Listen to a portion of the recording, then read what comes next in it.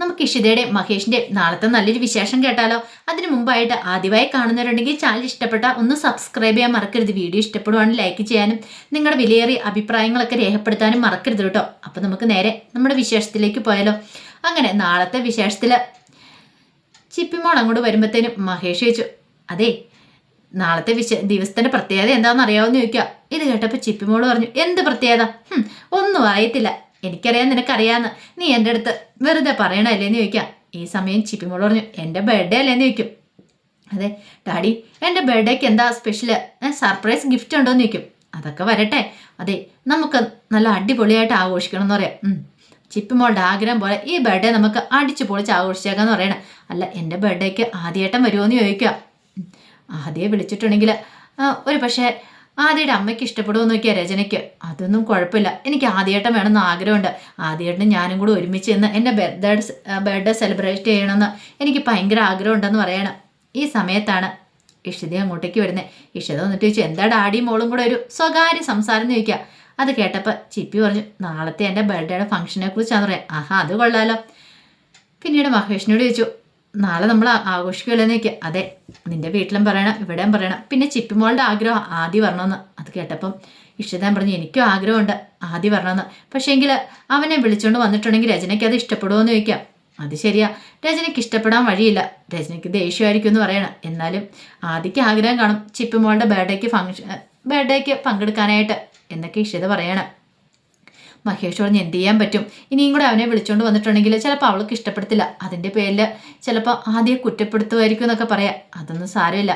ഈ സമയം ചിപ്പിമോള് പറഞ്ഞു, അതെ ഒരു കാര്യം ചെയ്യാം, ഇഷിതാമ്മ ആദ്യേണ്ണനെ ഒന്ന് വിളിച്ചു നോക്കാൻ പറയണം. ഞാനാ അതെ ഇഷിതാമ്മയുടെ നമ്പരും കാര്യങ്ങളൊക്കെ ആദ്യേണ്ണ ഞാൻ കൊടുത്തിട്ടുണ്ട്. ആദ്യേണ്ണ ഫോൺ ഉണ്ടല്ലോ, അതിനകത്തേക്ക് വിളിച്ചാൽ മതി എന്ന് പറയണം. അങ്ങനെ ഞാൻ കുഴപ്പമില്ല എന്ന് പറയാം. ഒരു കാര്യം ചെയ്യാം, ഞാനൊന്ന് വിളിച്ച് സംസാരിക്കാം അവനോട്. അല്ലെങ്കിലും ഞാൻ ഇടയ്ക്ക് ആഗ്രഹിച്ചൊരു കാര്യമാണ്, അവനെ വിളിക്കണം സംസാരിക്കണം. ഇഷിതയ്ക്ക് അറിയാം അവനെ വിളിച്ച് സംസാരിക്കുവാണെങ്കിൽ അവൻ്റെ മനസ്സ് മാറും, അവൻ നല്ല രീതിയിൽ മുന്നോട്ട് വരും. കാരണം ഇപ്പോഴത്തെ അവന് കുറച്ച് സ്വഭാവങ്ങളൊക്കെ ഉള്ളൂ ഇപ്പം ചീത്തയായിട്ടുള്ള. ബാക്കി എല്ലാ സ്വഭാവങ്ങളും അവൻ്റെ ക്ലിയർ ചെയ്ത് വരുന്നുണ്ടായിരുന്നു. മുമ്പെന്ന് പറഞ്ഞാൽ ഭയങ്കര ബുദ്ധിമുട്ടായിരുന്നു. അവന് ദുശീലങ്ങളും കാര്യങ്ങളൊക്കെ ഉണ്ടായിരുന്നു. എന്തായാലും ചിപ്പിമോളോട് ഓരോ കാര്യങ്ങൾ ഇഷിത പറഞ്ഞു കൊടുത്ത് ചിപ്പിമോളുമായിട്ട് കൂട്ടുകൂടാൻ തുടങ്ങിയ പിന്നെ ആദ്യം ഒത്തിരി മാറ്റങ്ങളും കാര്യങ്ങളൊക്കെ വന്നിട്ടുണ്ട്. അത് ഇഷിതയ്ക്ക് നന്നായിട്ട് അറിയാവുന്ന കാര്യമാണ്. പിന്നീട് ഇഷിത മുറിയിലേക്ക് പോയിട്ട് ഫോൺ എടുത്തിട്ട് ആദ്യം വിളിക്കുകയാണ്. ആ സമയം ആദ്യം ഹോംവർക്കൊക്കെ ചെയ്തുകൊണ്ടിരിക്കുമായിരുന്നു.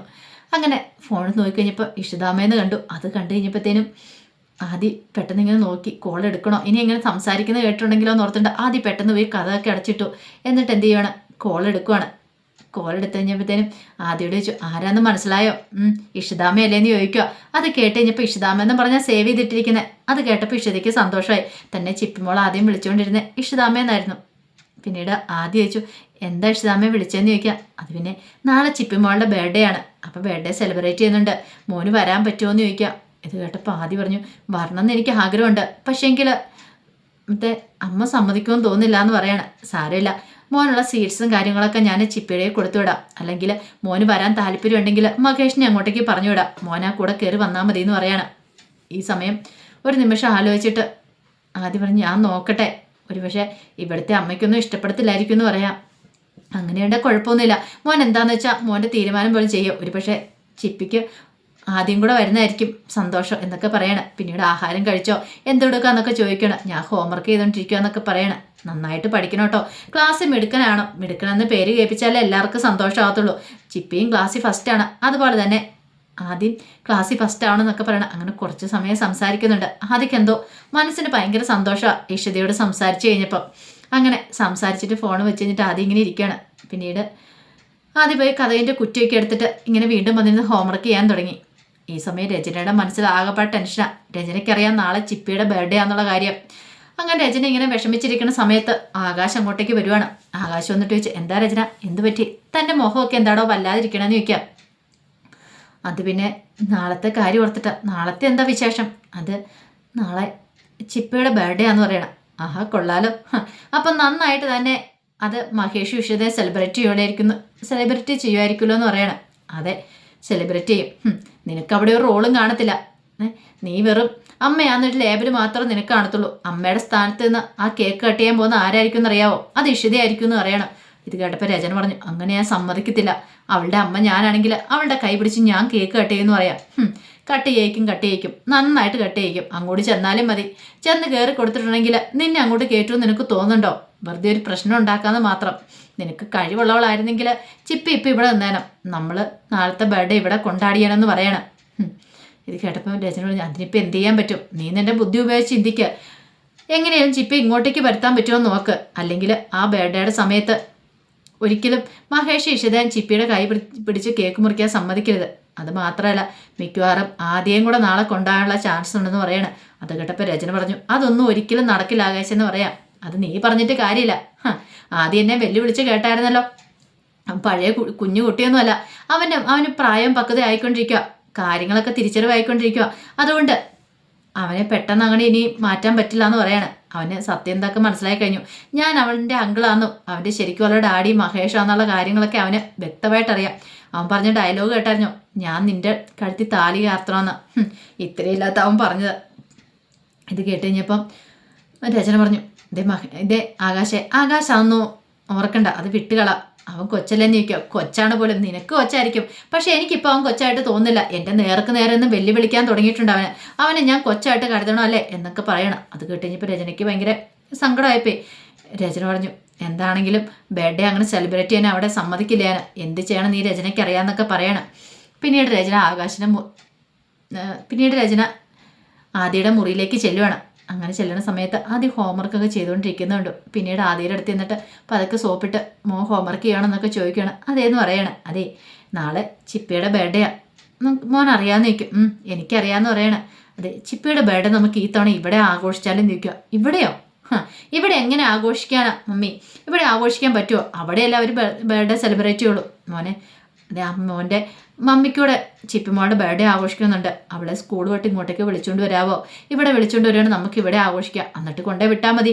അവരവിടെ ആഘോഷിച്ചോട്ടെ എന്ന് പറയണം. അത് കേട്ടപ്പോൾ ആദ്യം പറഞ്ഞു, അതൊന്നും നടക്കുന്ന കാര്യമല്ല മമ്മി. ഞാൻ വിളിച്ചിട്ടുണ്ടെങ്കിൽ ചിപ്പി വരത്തൊന്നുമില്ല എന്ന് പറയണം. ഓഹോ, അപ്പം നീ അങ്ങോട്ടേക്ക് പോയതോ? അവൾ വിളിച്ചു കഴിഞ്ഞപ്പോൾ നീ അങ്ങോട്ടേക്ക് പോയതല്ലേ? അപ്പം പിന്നെ നീ വിളിച്ചു കഴിഞ്ഞാൽ പിന്നെ അവൾ ഇങ്ങോട്ടേക്ക് വരണ്ടേ എന്നൊക്കെ ചോദിക്കുകയാണ്. ആദ്യം പറഞ്ഞു, വെറുതെ മമ്മി എന്തിനാ ഇങ്ങനെയൊക്കെ പറയണേ? ചിപ്പിനെ വിളിച്ചുകൊണ്ട് വരാനൊക്കെ.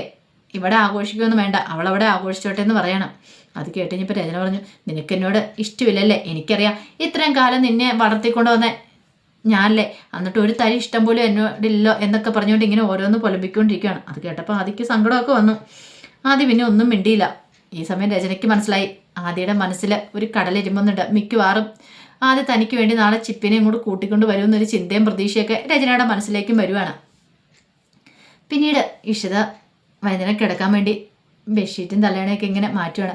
അങ്ങനെ മാറ്റിക്കൊണ്ടിരുന്ന സമയത്ത് മഹേഷ് അങ്ങോട്ടേക്ക് വന്നു.